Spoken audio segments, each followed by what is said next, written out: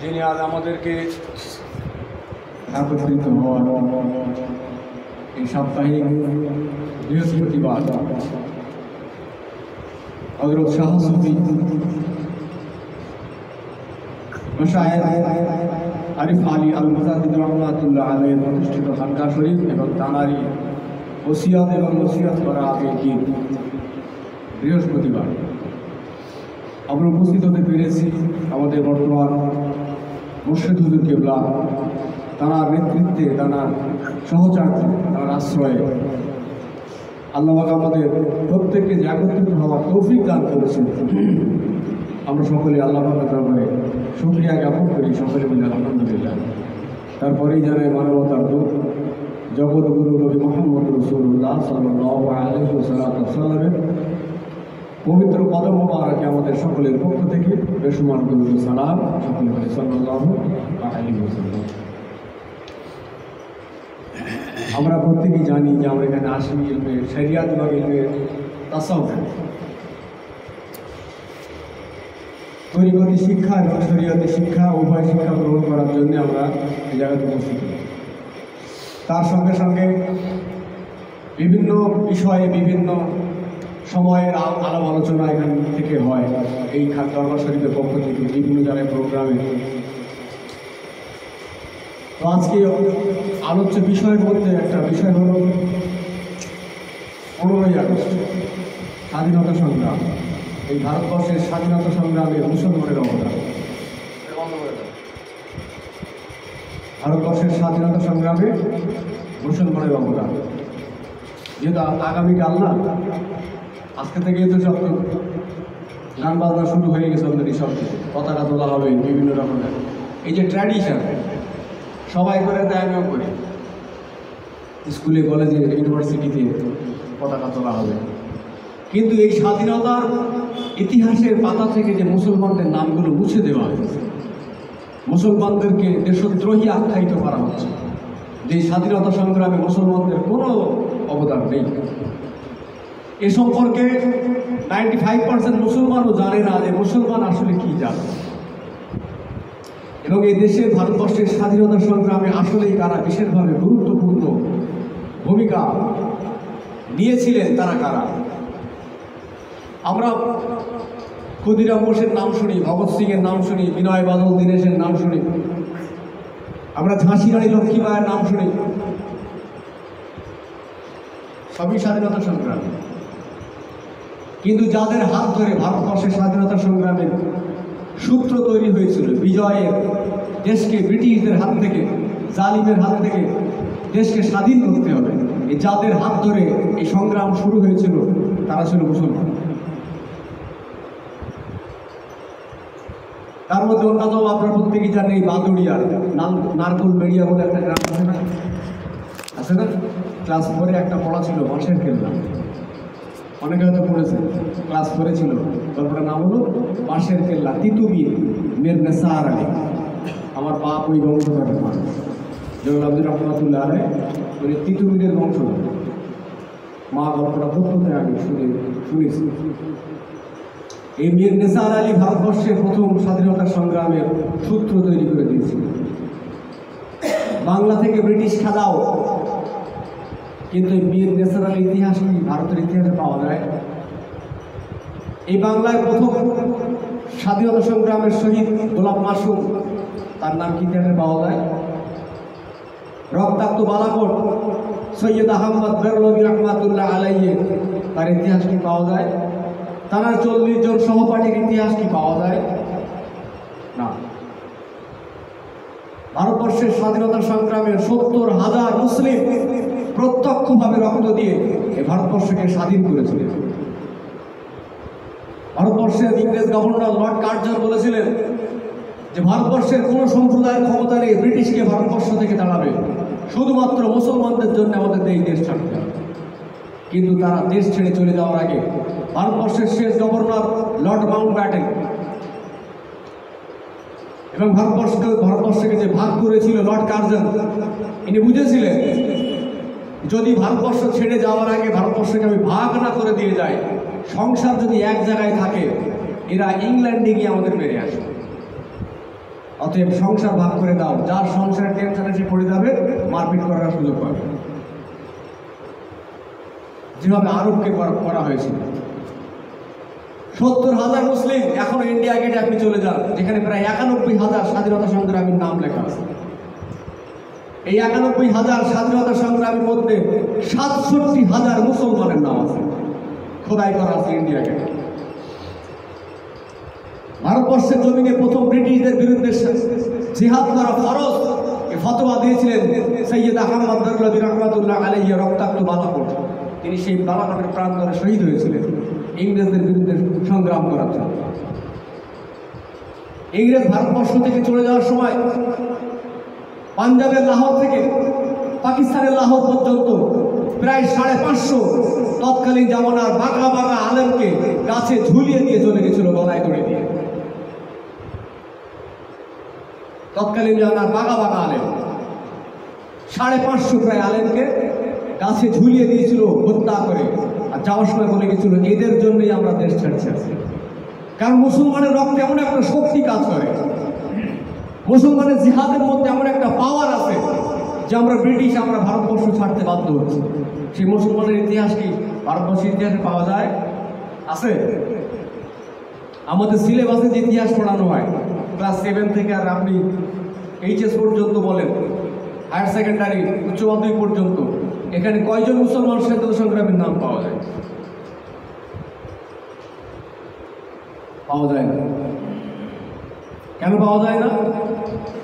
মুসলমানদের যে অস্তিত্ব, মুসলমানদের যে তাদের ইসলামের অবকাঠামো, সাহিত্যের অবকাঠামো, ইতিহাসের অবকাঠামো, এটাকে মুছে দেওয়ার একটা পরিকল্পনা চলছে। আর এই পরিকল্পনায় গা ভাসিয়েছে মুসলমান। ভারতবর্ষের জমিনে মুসলমানদের বিপক্ষে ইংরেজদেরকে ভারতবর্ষে রাখার জন্য যারা চাটুকারি করেছিল, ইংরেজদের পা চেটেছিল, তাদের মধ্যে কিছু মুসলিম নামধারী সংগঠন ছিল, কিছু অমুসলিম হিন্দু সংগঠনও ছিল।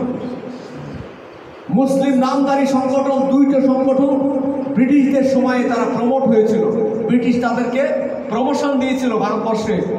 তাদের মধ্যে 1 নম্বর হলো আহলে হাদিস, 2 নম্বর হলো কাদিয়ানি, মির্জা গোলাম আহমদ কাদিয়ানি, এই কাফের যে নবুয়তের দাবি করেছিল। ব্রিটিশ এদেরকে প্রমোট করেছিল, প্রমোশন দিয়েছিল যে তোমরা ভারতবর্ষে তোমাদের মতামত প্রচার করতে পারবে। তৎকালীন জামানায় ভারতবর্ষের গভর্নমেন্ট রবার্ট ক্লাইভ, মহারানী ভিক্টোরিয়ার আপন বংশধর, এই আহলে হাদিস এবং কাদিয়ানি সম্প্রদায় এরা ইংরেজদের চাটুকারি করেছিল। মুসলমানদের সংগ্রামের গোপন বিষয়গুলো এরা ইংরেজদের কাছে গিয়ে বলে দিত, যার জন্য বারে বারে স্বাধীনতা সংগ্রামীরা বারে প্রতিহত হয়েছে। অবশেষ নেতাজি সুভাষচন্দ্র বোস উনি বুঝেছিলেন, ওনার খুব কাছের বন্ধু খান আব্দুল গফফার খান, যিনি স্বাধীনতা সংগ্রামের অন্যতম একজন যোদ্ধা। কালকে তো ভারতের পতাকা তোলা হবে, 3টে রং আছে না পতাকায়, গেরুয়া, সাদা, সবুজ। এই পতাকা যিনি তৈরি করেছিলেন তার নাম জানা আছে? তিনি একজন মুসলিম নারী, যিনি এই পতাকার 3টে রং দিয়েছিলেন। তার নাম হলো সুরাইয়া তাইয়েবজি। একজন মুসলিম নারী এই ভারতবর্ষের পতাকার রং দিয়েছিলেন। সেই রং এখনো চলে। सारे जहां से अच्छा हिंदू सीता हमारा, हम बुलबुले हैं उसकी वो ये बुल सीता हमारा। এটা লিখেছিলেন খান আব্দুল গফফার খান। ব্রিটিশ ভারত ছোড়ো এটা বলেছেন একজন মুসলমান, মৌলানা আবুল কালাম আজাদ। करेंगे या मरेंगे এটাও বলেছেন একজন মুসলমান। সমস্ত স্বাধীনতার সংগ্রামের সূত্র যদি আমরা খুঁজি, প্রত্যেকটা জায়গাতে আমরা মুসলমানদের নিদর্শন খুঁজে পাই। ভারতবর্ষে মুসলমানের রাজত্ব, মুসলমান ভারতবর্ষের নাগরিক, এটা প্রমাণ করার প্রয়োজন নেই।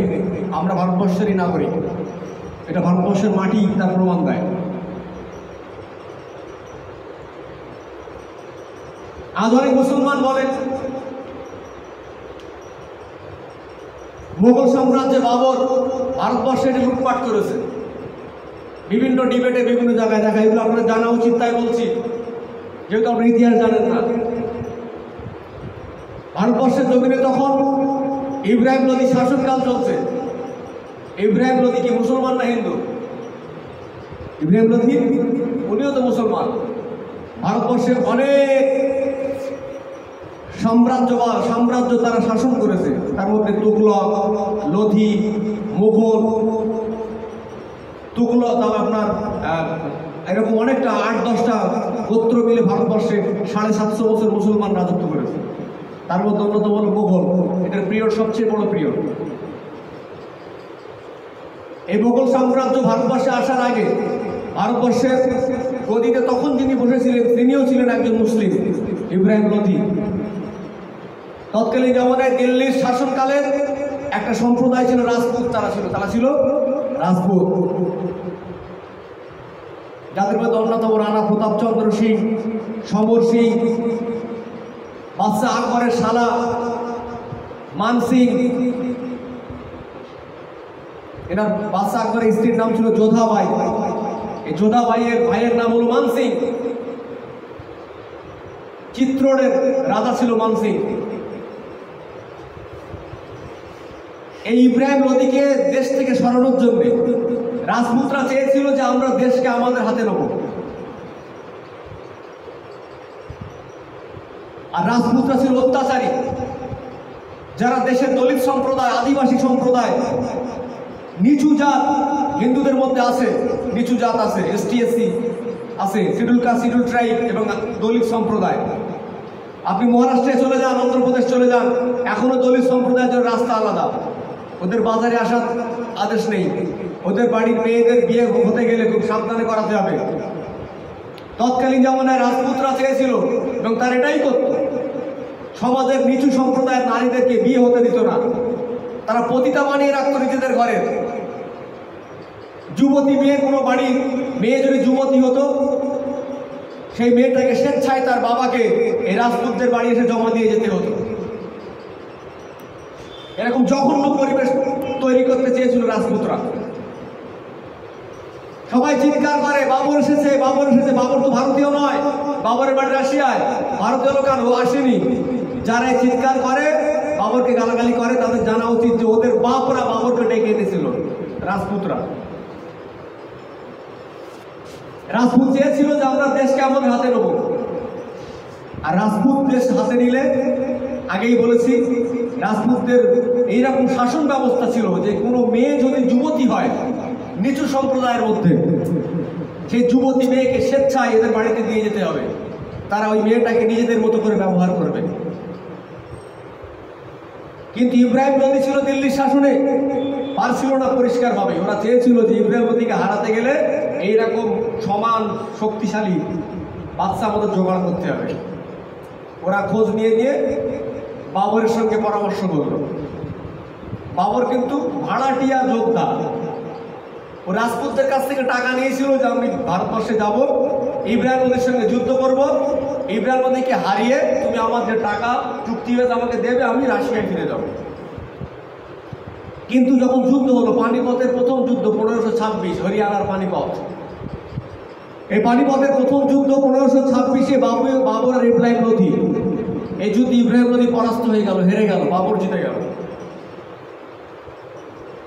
চুক্তি অনুযায়ী বাবর তো দেশে ফিরে যাবে, দেশ রাজপুতদের হাতে দিয়ে, যেহেতু ও তো ভাড়াটিয়া প্লেয়ার। আমরা যেমন ফুটবল প্লেয়ার ভাড়া করে আনি, খেলে জিতে ট্রফি আমাদের কাছে দিয়ে ওর ভাড়ার কন্ট্যাক্ট টাকা নিয়ে প্লেয়ার চলে যায়। কিন্তু বাবর চিন্তা করলো যে তাই তো, রাজপুতদের যদি দেশের মানুষ ভালোই বাঁচবে, তাহলে যুদ্ধ করার জন্য তো আমাকে ডেকে আনার দরকার নেই, দেশের মানুষ রাজপুতদের সাহায্য করবে যুদ্ধ করার জন্য। বাবর বললেন যে আমি কিছুদিন ভারতবর্ষে থাকতে চাই আপনার অতিথি হিসাবে, দিল্লিতে থাকেন। রাজপুতরা থাকার আশ্রয় দিল, কিন্তু বাবরের উদ্দেশ্য তো আলাদা। বাবর এলাকা ভ্রমণ করতে লাগলেন যে দেশের মানুষের রাজপুত সম্পর্কে কি ধারণাটা বোঝাতে। খোঁজ নিয়ে দেখলেন যে রাজপুতরা বড় অত্যাচারী, সমাজের মানুষকে বড় অত্যাচার করে, জুলুম করে, সমাজের নারীদের ইজ্জতগুলোকে এরা লুণ্ঠন করে, দেশের বাজারের একদম নগ্ন পণ্যের থেকেও নারীর ইজ্জতের মূল্য তাদের কাছে কিচ্ছু না। বাবর তখন দেখলেন এত ভালো না এরা, আমি যদি চলে যাই এরা তো দেশকে শেষ করে দেবে, নারীর ইজ্জত তো লুণ্ঠন করে শেষ করে দেবে। বাবর বললেন, রাজপুতদেরকে বললেন যে আমি দেশ ছাড়বো না, দেশ নিতে গেলে আমার সঙ্গে লড়াই করতে, আমার সঙ্গে যুদ্ধ করে দেশ নিতে হবে। রাজপুতরা দেখলো যে ইব্রাহিম লোদির সঙ্গেই পারলাম না যুদ্ধ করে, বাবরের সঙ্গে পারি, ও তো একে আষাঢ়ে মেরে ফেলতে হবে, কারণ তো অমর সিং মির্জার বংশধর বাবর, বাবের নাম অমর সিং মির্জা, যাতাই বংশের লোক না, ওরা যোদ্ধা। রাজপুতরা দেখলো যে সর্দার রাজপুতের, তার নামটা আমি ভুলে যাচ্ছি, উনি দেখলেন যে আমার পক্ষে সম্ভব না বাবরের সঙ্গে জেতা, কিন্তু তো লজ্জা, আমি তো খাল কেটে কুমিরে নিয়েছি, মনের দুঃখে লজ্জায় আত্মহত্যা করল।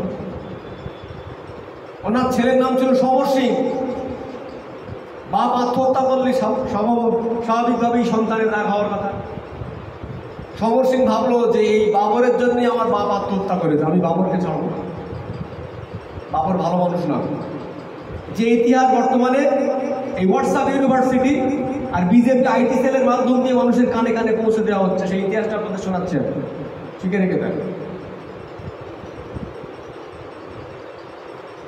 তো যখন বাপ আত্মহত্যা করলো, সমর সিং রেগে গেল, যে স্বাভাবিক রেগে যাওয়া এটাই স্বাভাবিক বিষয়, যে আমার বাপ এই বাবরের জন্য আত্মহত্যা করেছে। সমর সিং বিভিন্ন রকম প্ল্যানিং করে যে কি করে বাবরকে আমি হত্যা করে দেবো, বিষ্মাকা ছুরি নিয়ে বিভিন্ন এলাকায় ঘুরে বেড়ায় ছদ্মবেশে, যাতে চিনতে না পারে, যেহেতু ও রাজপুত। একদিন দেখলো দিল্লির রাজপথ, যেটাকে বর্তমানে জিটি রোড বলা হয়, গ্র্যান্ড ট্রাঙ্ক রোড, শেরশাহ তৈরি করা, তাই না? দেখলেন যে একটা দলিত সম্প্রদায়ের মহিলা, তার কোলে একটা বাচ্চা আছে, সে হেঁটে আসছে, আর দিল্লির রাজপথে একটা পাগলা হাতি বেরিয়েছে, মানুষ ইতি বিক্ষিপ্ত ভাবে পালাচ্ছে জীবন বাঁচানোর জন্য। মহিলাটাও বাচ্চা কোলে নিয়ে, একটা বাচ্চা কোলে থাকলে কি জোরে দৌড়ানো সম্ভব হয়? সম্ভব হয় না তো। কিন্তু মা তো সন্তানকে ফেলে রেখে দিয়ে মা পালাতে পারে, বাচ্চা নিয়ে পালাচ্ছে। সমর সিং দাঁড়িয়েছিল দূরে, ও চাইলে মহিলাটাকে বাঁচাতে পারত, কিন্তু যেহেতু মহিলাটা দলিত, আনটাচেবল, ওকে স্পর্শ করলে জাত যাবে। হিন্দুদের যারা ব্রাহ্মণ, এরা কিন্তু এই শূদ্রদের টাচ করে না। হিন্দুদের 4টি সম্প্রদায়, ব্রাহ্মণ, ক্ষত্রিয়, বৈশ্য আর শূদ্র। এই ব্রাহ্মণরা শূদ্রদেরকে টাচ করে না, করলে এদের জাত যাবে, গঙ্গা স্নান করতে হবে এদের। যেহেতু সমর সিং একজন রাজপুত, এ যদি দলিত সম্প্রদায়ের গায়ে হাত দেয় ওর জাত যাবে, ওই জন্য ও স্পর্শ করলো না। কিন্তু খেয়াল করলো সমর সিং যে মহিলাটা একেবারে হাতির কাছাকাছি এরকম একটা পরিস্থিতি, হঠাৎ কোনো একটা দিক থেকে একজন মানুষ দৌড়ে এসে মহিলাটাকে নিয়ে রাস্তার একদিক থেকে অন্যদিকে নিজের জীবন উপেক্ষা করে মহিলাটার জীবনটা বাঁচানোর চেষ্টা করলেন, এবং বেঁচেও গেল, মহিলা এবং তার সন্তান বেঁচে গেল। সমর সিং চিন্তা করলো, হয় যে মহিলার আমরা 5 পয়সা দাম দেই, তাকে বাঁচানোর জন্য একজন মানুষ নিজের জীবন উৎসর্গ করলো, ব্যক্তিটা কে? খোঁজ নিয়ে দেখলেন ইনি হলেন দিল্লির সম্রাট জহিরুদ্দিন মোহাম্মদ বাবর। সমর সিং চিন্তা করলেন এত খারাপ লোক হতে পারে না। যে মানুষটা দিল্লির সম্রাট, বর্তমানে এখনো সে দিল্লির সম্রাটে আছে, সে যদি একজন দলিত সম্প্রদায়ের নারীর জীবন বাঁচানোর জন্য নিজের জীবনকে উপেক্ষা করতে পারে, ইনি হলেন সঠিক বাদশা। এ ভালো খারাপ লোক হতে পারে। সমর সিং চিঠি লিখলো, যে চিঠিটা বর্তমানে দিল্লির মিউজিয়ামে এখনো সংরক্ষিত আছে। সমর সিং চিঠি লিখলো বাবরকে যে আমি সমর সিং